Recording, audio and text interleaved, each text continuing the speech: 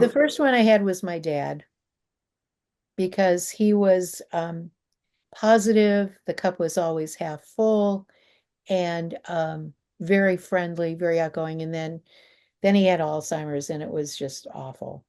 But the kind of guy who was scrappy, during the Depression, he was delivering liquor and would bring the money home and put it on the table of his immigrant parents. And, he was one the he had three sisters or four sisters and the youngest son, so he was the prince.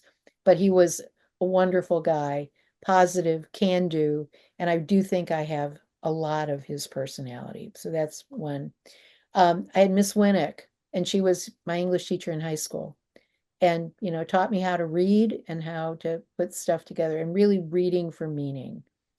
Then I put down Lucille and Sonny Rollins, and that really came from a visit. Bob was doing a piece for Rolling Stone, and they just lived in this simple little farmhouse outside of Woodstock, New York, and it was all they needed because they just had their world.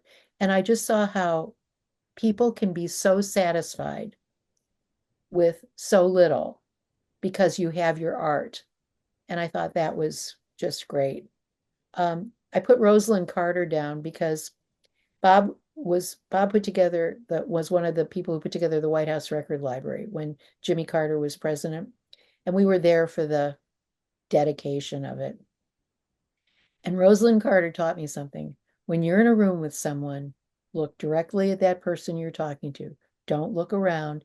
And she just had that piercing look. She focused on me. And ever since that moment, I always do that. And I just think that was great. And then I put down, even though I have mixed feelings about her, Anne Lamott, Bird by Bird, which is a wonderful book.